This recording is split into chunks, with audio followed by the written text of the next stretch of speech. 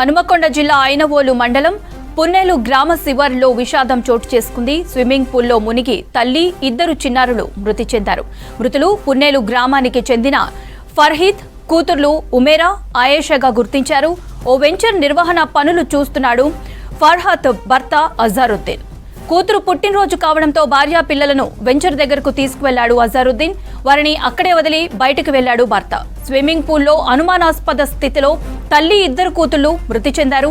భర్త అజారుద్దీన్ పై అనుమానం వ్యక్తం చేశారు భార్య బంధువులు. కేసు నమోదు చేసి దర్యాప్తు చేస్తున్నారు ఐనవోలు పోలీసులు.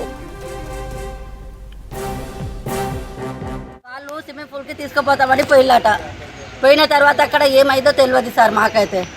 కానీ మా బిడ్డకైతే మా అల్లుడు టార్చర్ పెట్టేదట. కానీ మాకు చెప్పలే. మా బిడ్డ చెల్లెళ్ళతోని చెప్పుకున్నది. కానీ మీ బావ చెడ్డోడు, మీ బావ గురించి చెప్తే మీరు మాట్లాడారు మీ బావతోని, బిడ్డలతోని చెప్పిందట.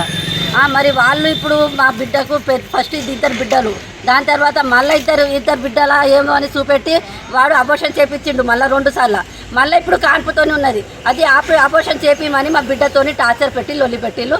ఆ స్విమ్మింగ్ పూల్లో తీసుకుపోయి వాళ్ళు చంపిలా ఏం చేసిలా మాకు తెలియదు సార్. కడుపుతోనే ఉన్నది ఇప్పుడు. అది సుతా అబోర్షన్ చేపియాలి అని వాళ్ళు లొల్లి పెట్టిళ్ళు. ఇప్పుడు 3 నెలలు అట. అవి అబోర్షన్ చేపిమంటే నేను చేపించుకోను అని అన్నదాట. మరి అవి చేపించుకోను అని అంటే వాళ్ళు తీసుకోపోయి స్విమ్మింగ్ పూల్లో చంపిల్లా ఏం చేసిళ్ళు. ఇక మీరు